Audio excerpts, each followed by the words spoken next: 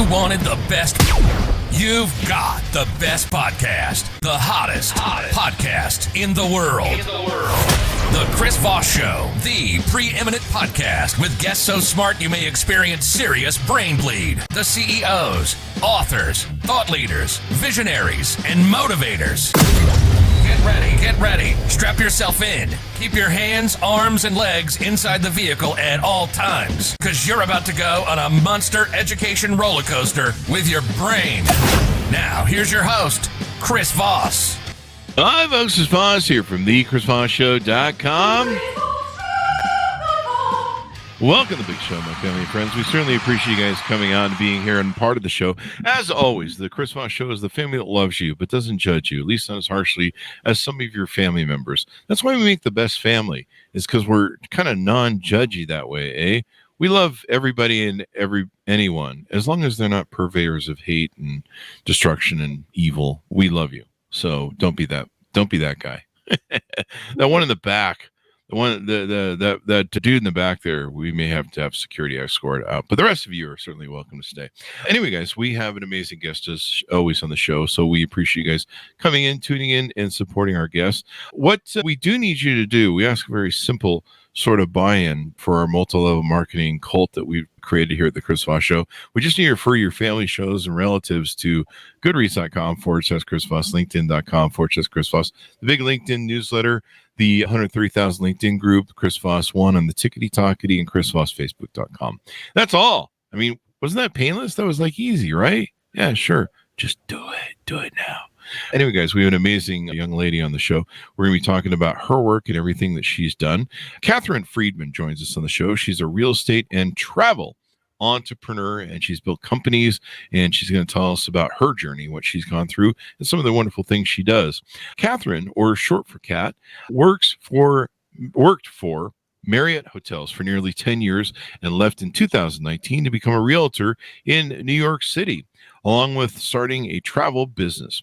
Her entrepreneurial spirit allows her to combine real estate and hospitality under one brand while remaining at the forefront of innovative technologies to help her community grow and market their businesses. In 2019, Habitats by Cat was born, which was a travel agency laying the groundwork for what Cat calls the modern day travel agent. Did I just say Cat calls? While also selling real estate under the "you're really hot, babe." That's what construction workers do. While also selling real estate under the same brand. I don't know why I had to explain that joke, but it sounded funny in my head at the time. Shortly after Kat launched her business, she was fortunate enough to have Sam Hayer, her twin sister, team up with her to grow the company and probably confuse most of her clients. Which one are you, the twin? No. In short, Kat and Sam believe that travel influencers, bloggers, and content creators are the future travel agent, in addition to entrepreneurs such as real estate agents. People want multiple revenue streams, and travel is a service and benefit that many entrepreneurs and small business owners can earn passive income through while growing their brand and bottom line. Outside of Kat's leadership responsibility, she handles real estate deals, primarily representing investors looking for guidance in buying, selling, and managing rental vacancies. She also supports select clients looking to buy and sell for primary residence in New York City, and is an expert in explaining the process from start to finish while providing 5-star service with her strong hospitality background. Welcome to the show, Kat. How are you? I'm doing well. Thanks so much for the warm welcome. Thanks for coming. We certainly appreciate it. Now, which is this? Are you sure that we're talking to Kat? We could be talking to Sam, your twin. Yeah, so this is Kat. Sam and I are actually fraternal twins, so we're hard to mix up. Luckily. Oh, really? Oh, so you got that going on. That's always good. I always was kind of jealous of twins. It seems like it's cool if you can make two of you, but I think legally they have laws against there being two of me. So I get one of the stack of ankle bracelets off next week. Anyway, so welcome to the show. Give us your .com so people can find you on the interwebs. Yeah, so my website is habitatsbycat.co. My Instagram is cat.m.friedman. And my travel agency side is just Habitats by Cat on any social handle. There you go. You're multifaceted. You're doing a number of things. We'll get into how you juggle that and keep your sanity. I mean, I'm assuming you have your sanity. You seem very sane at this point, but that's the wonderful nature of being an entrepreneur is, well, you're just usually insane after a while. I feel that being one. So tell us about your travel site. Give us, in your words, 30,000 overview, what you do and how you do it. Yeah, so I operate what we call a host agency. I onboard 1099 independent contractors, but I give them a full service platform. So trainings, access to global suppliers, which is hotels, resorts, cruises, vacation properties, tour operators, and really any travel experience you can book as a general consumer, but I give access to all of them as a travel professional so they can build a side hustle, a revenue stream if they're already entrepreneurs to obviously monetize and earn money, planning trips for others, planning trips for themselves, and start making money off of monetizing what they love, which is travel. There you go. And a lot of people do this. Travel is a big thing. You know, I've got one friend who does it at the very high end for people who like spending a lot of money on special travel packages. And people kind of like that because they can get the whole package, right? They can get like the whole inclusive, like the flights and, you know, everything's kind of packaged up where you don't have to sit there and figure it all out, all the math and which flight you got to take and car you got to drive and, you know, how to get to this hotel and stuff. 100% outsourcing it's the way to go. And what's really popular right now is when a travel leader or an enthusiast wants to host a group trip and invite a small group of people to join them. That way it's not just a package. They're adding on a different layer of experience by having it be a small group setting, which is I'm actually hosting a trip to Morocco at the end of this month. There you go. Morocco. That's got to be a fun place to go. Yeah, and I'm excited. We're going off season. I'm an off season style traveler. I don't like being there when everybody wants to go there, so I'm very excited. There you go. So tell us a little bit about your journey. Did you grow up with parents who were entrepreneurial inclined? What made you first get the entrepreneurial bug? Yeah, so my parents owned a sales and marketing company in the houseware industry for many years. It still exists today, so I'm sure that was a huge part of how I ended up being an entrepreneur. Working at Marriott for almost 10 years, I always took on the difficult sales roles, very business development driven. And as I did that for a long period of time, I just really had this itch. I don't know what it was, but I really started to really be motivated to build my own business and to go off on my own. So you had kind of an imprint there, a genealogy or a DNA from your parents, maybe. Yes, and I'm a lot like both my mom and dad. I have both of their characteristics in one. So I definitely get a lot of who I am from them. And I watched them growing a business while they were raising me. So I was surrounded by that. So it certainly impacted my life. There you go. I mean, some people have that same sort of influence and just hope they're adopted, but like me, where I'm like, I'm not sure I'm like these people at all. Maybe I'm adopted. So, but it was good that you had that sort of DNA and influence. You know, a lot of people don't grow up with that journey where they grow up in an entrepreneur life. When I started my first company, I didn't even really know I was an entrepreneur. I thought I was just trying to make a buck and survive. Yeah. And like, I don't think I ever really was like, I am an entrepreneur. You know, nowadays it's, everyone talks about it. It's very common. I think after a few months when I became successful, then I was like, I own a business and I'm still an idiot, because I had to learn a few things. But that's the fun of being a business. You always have to be learning. So you get into real estate first, correct? Yeah, so I got my real estate license a year before I left Marriott. I was very nervous to leave my salary and everything that I knew at Marriott. So I did real estate as a side hustle from 2018 to 2019. And so it was you were trepidatious about making the leap into the unknown. I was living in New York City. I didn't have the best apartment. I was single and I wanted to make sure I could obviously, keep the roof over my head and, survive, pay all my bills and also enjoy real estate. So it helped me kind of get my feet wet to make sure it was the right decision. There you go. And you stepped into it. And of course, real estate can be a good business or a bad business, depending upon the cyclical nature of times and recessions and things like that. Did you struggle, or did you get in a good time? How'd that work out as you went through it? Great question. So I started my travel business and got into real estate full time summer of 2019. And then, 6 to 8 months later, I was quarantined in New York City because of COVID-19. And unlike other markets that you heard of in real estate, New York City didn't have this massive upswing in activity or home value. So it was a challenging time, to say the least. Yeah. I mean, that's definitely. How did you survive mentally through that? How did you square it in your brain and get through those times? Because, starting a business in these sort of arenas is challenging enough as it is. Yeah.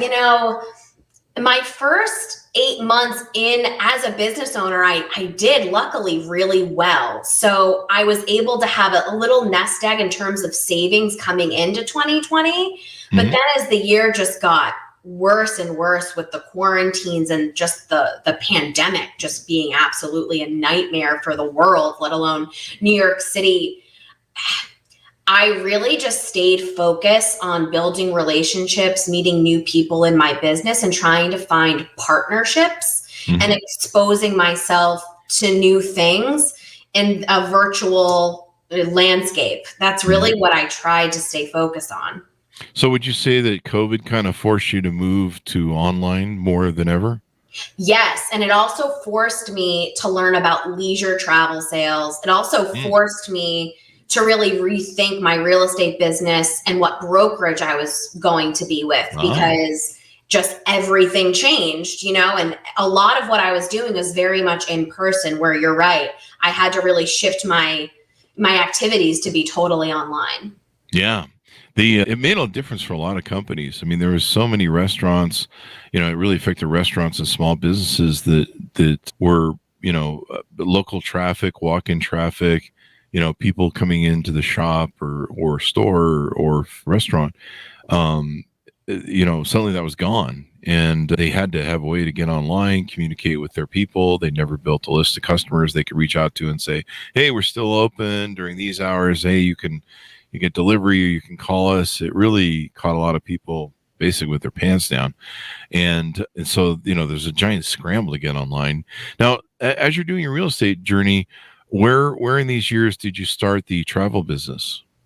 I started the travel business when I left Marriott. So that summer of 2019. So you did both kind of at the same time? Yes, I did both at the same time. And my vision was to offer different clients in New York City, travel and relocation services. So to remain very corporate, because that was similar. That was my wheelhouse at Marriott. But then COVID definitely made me rethink that strategy. That was my initial idea, though. So kind of complementary to what you're doing in real estate, where you could maybe mix and match clients and help them, buy and then transition or travel or et cetera, et cetera.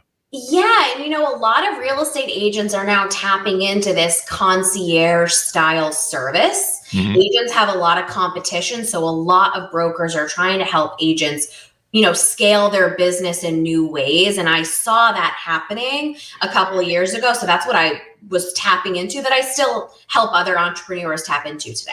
There you go. And of course, with your business model for travel, you can help bloggers, enthusiasts, and consultants make money on the side. So you're helping not only yourself being an entrepreneur, but you're helping build other entrepreneurs, and you're able to, make money and revenue stream off of helping others. Yeah, exactly. And we really have some great products for anybody who's trying to monetize content online, like global hotel booking engines, where they can earn commissions off of their link, but they're much more competitive commissions when compared to a traditional affiliate model. So we've been able to grow, our offering as well. I like this idea. Maybe I should join up and we can do the Chris Voss Show Podcast cruise. Ooh, I like that idea. The cruise has a nice ring to it. I'm feeling like Virgin Voyages would be into that. Yeah, people can just come and I'll just do the podcast on the cruise, which We'll have to get some good internet for that. I think they have that now. Absolutely. Yeah. People can just hang out with me and discover that I smell bad. There you go. He doesn't shower often. So, but this is great. I like how, so biting off two big chunks of apple at the same time and launching, dual sort of businesses. What was that like, and how did you navigate that when you're stacking two really big challenges of going from getting a good wage? Was part of your gamble that maybe one of these things will work if both don't work out? Yeah. So in my head, I was like, well, if I don't make a lot of money in real estate, at least I'll have my travel license. And that's an industry that I know. Like I knew hotels for years. So it was kind of like my safety net when I first started. There you go. And then, so you built up the business. Had you brought your sister in at that time? I somehow convinced my sister to join me towards the end of 2020 to help me grow the business because she saw me doing all of these different things and we're opposites in a lot of ways. And she was like, well, wait, I can do everything you don't like doing. So, yeah. That's really smart. People have heard me talk about that on my show. The reason one of my successful business partnerships was not only because it was a close friend that I could trust beyond a shadow of a doubt, at least for the first 13 years till Yoko Ono showed up. His Yoko Ono, but I could be the CEO, I could be the leader, I could be the visionary, I could be the creationist person that I am, but I don't do redundancy well. I don't do redundant tasks well. Yeah. It's a wonder I can show up for the podcast every day. No, I'm just kidding. I love this. But, redundant tasks that are like accounting or, just over and over again, data entry, that just makes me turn into a bowl of mush brain-wise. And so he could do that really well. But if you asked him to come up with any ideas, you handed him a yellow pad and be like, come up with some ideas, you'd have nothing. There was nothing there. And so I could be the creative CEO, visionary genius, and he could be the guy who would do the redundant parts of the stuff that I would create. And it was a great team. So I can see how that works really well. And they say that you should do that with your team as an entrepreneur. Try and surround yourself with people that aren't the same as you, but are a complement to the challenges that you have or things you aren't good at. Yeah, I can relate to that because my sister's very operational. Mm-hmm. And so if it wasn't for her, a lot of my ideas or actions I want to put into place would never run the way they do now because I have her as she's like my gut check to make sure that this is actually realistic for us to be moving forward with whatever idea or project we're working on. Yeah. I am great at building model. I think most CEOs were great at building models, visions, and ideas. And, we can kind of come up with a rudimentary widget and be like, hey, I think this will work. And we can tinker with it and kind of get it to roll a little bit. But, we need somebody to run the widget every day. And that's not our wheelhouse. Otherwise, we'd be working for someone else, or we'd be down the line of the tier of management in a corporation. And so, you've got to focus on your strengths. And that's really important for a lot of entrepreneurs to recognize, know what your strengths are and know what your strengths are. And a lot of entrepreneurs make the mistake of trying to wear all the hats, do everything, not delegate. And it sounds like you recognize that you needed to do that delegation, or probably found out that the benefit of it, because once again, people just try and do everything. And as an entrepreneur, you try and do everything because you kind of have to do it at the beginning. Yeah. But you can't keep doing it in scale.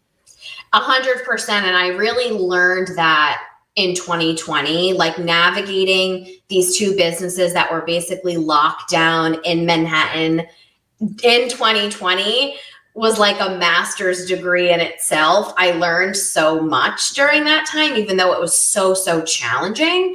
And as I got towards the end of that year, I finally started to feel out messaging that worked. Because when I first started, people didn't get it. They were like, real estate and travel, what are you doing? Mm-hmm. And I really had to refine my pitch and how they actually come together in many ways. And so when I joined up with my sister, it was the perfect timing because I knew what I needed and I had direction heading into 2021. There you go. And she probably helps, keeping you grounded, maybe. Yeah. Oh, for sure. I mean, everything. I work for her. She's 20 minutes older than me. So she's the boss 100%. There you go. I feel that because, sometimes I can get a little too visionary and, out there and, I'm starting a cult and talking about aliens, and my business partner has to go, hey, calm down. Get back down to earth and reality. And you're like, okay, you're just barking orders off the ship, and people are going, yeah, he's fully freaking lost it. Yeah. So there you go. But I mean, these are important in all these aspects and keeping you grounded, sane, and not getting too far out there. I mean, I think I can't think of any off the top of my head, but sometimes there's a point where you can just vision too far, and then it becomes weird and you get off track. And I mean, companies do that. They'll vision too far and they'll lose their momentum. They'll innovate something that doesn't really need to be innovated or no one cares about. Like you'll see that in the output where people just can't figure this stuff out, and they fumble the ball, and suddenly they're a leader. Here's one that I can think of: BlackBerry and Nokia with their phone services. At one point they were both market leaders in phone services, and they thought they had all the things and they were doing all the right innovations, and they weren't doing the innovations that Steve Jobs did when he brought the iPhone to market. Yeah. And I mean, you can even watch old video of I forget who the post CEO after Bill Gates was, because I don't care. He pretty much was a failure. But he was mocking the iPhone, going, "This is so over the top and so stupid. This will never work out compared to our Windows phones." Yeah. Him and BlackBerry and Nokia, I think, both threw shade at Steve Jobs and what he's doing with the iPhone, and they just whiffed the opportunity completely. And so, yeah, there you go. And thereby, here we are. The landscape changed immensely. Yeah, and I think when you get, off the path that you're supposed to be on, it really ruins productivity. Like when I'm helping real estate agents, travel consultants, or, both, the key is staying really consistent with the daily activities you have to do. And people get off track when they don't have instant gratification, but the consistency and that hustle doing these certain things every single day that you have to do is really what gets you to the next level. But it's really hard for people to keep doing something when you don't see anything in return. And I think that's really what makes entrepreneurship confusing. Like, people who know how to do that get what they want in the long term, but someone who's just trying to be an entrepreneur, they don't understand because they haven't done those same activities for long enough to start seeing, things tip in their favor. Definitely. So now you do the real estate thing in New York. Do you only do real estate buying and selling in New York for clients?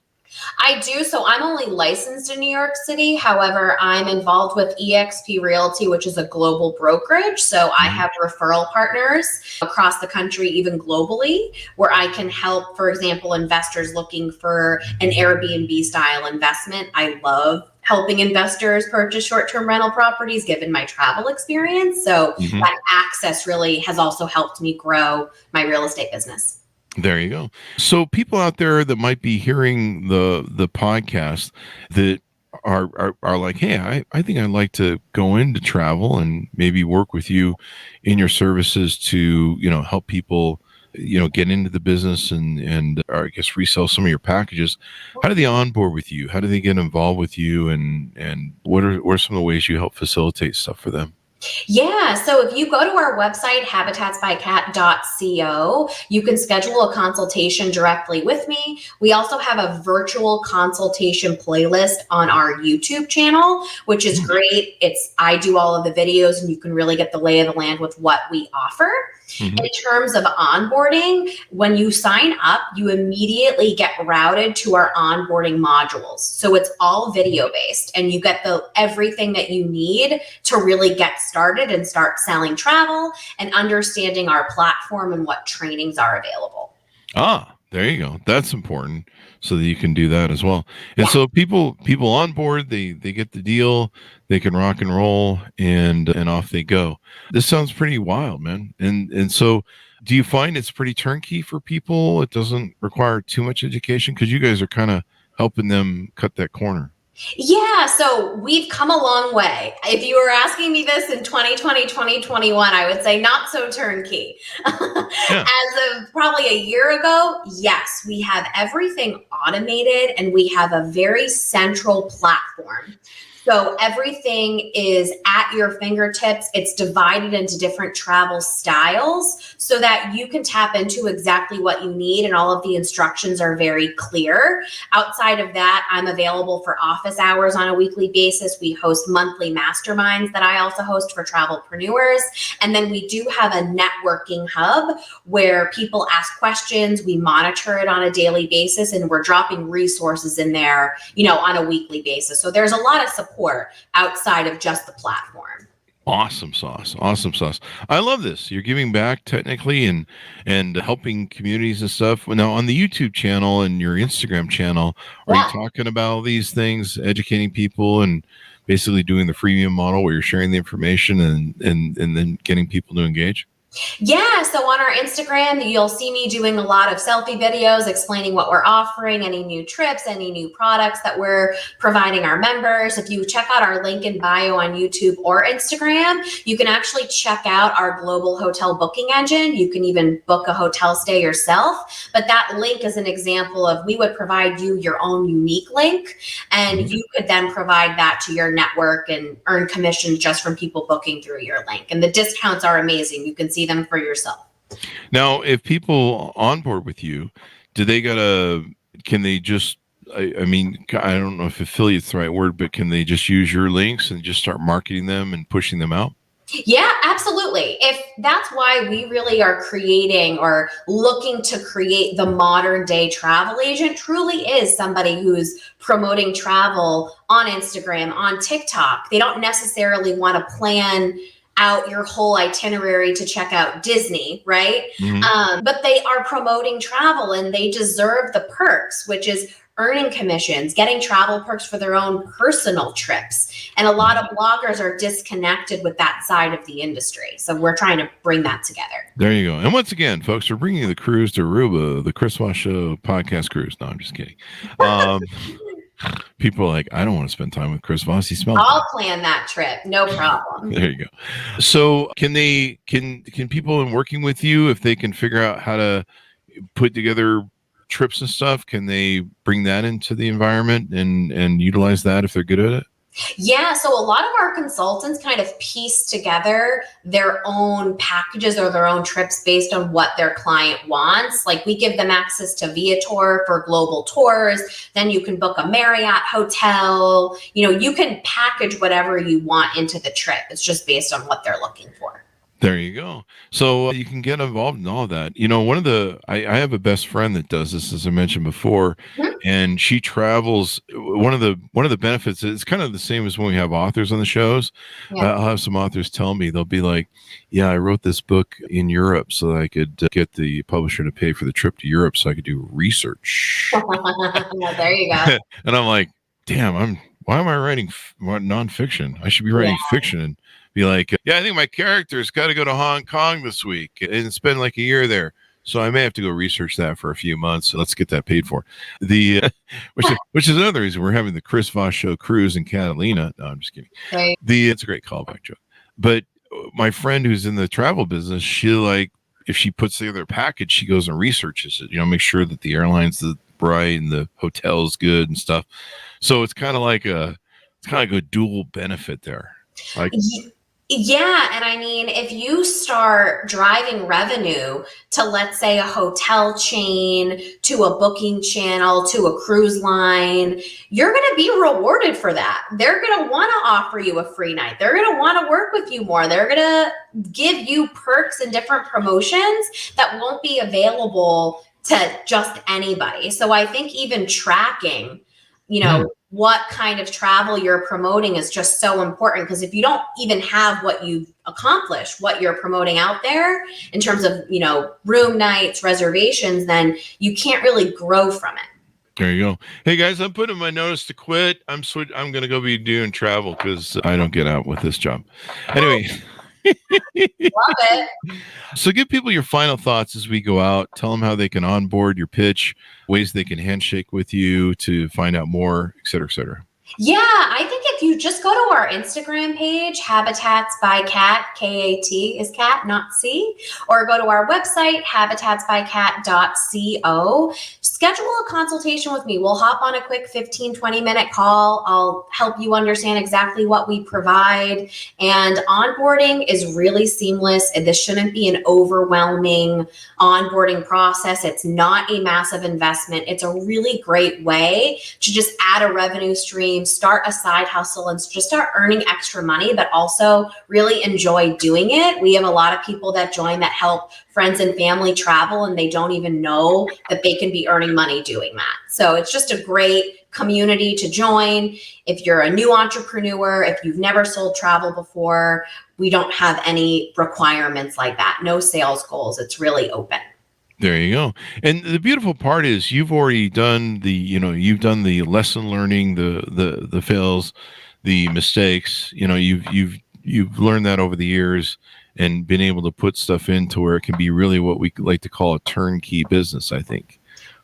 Yes, 100%. I mean, I tell everybody that's joined knows that I started this business during a global pandemic, and I feel like I learned so much in that 1 year, and now I'm grateful for it, but it really helped me create the platform that we have today.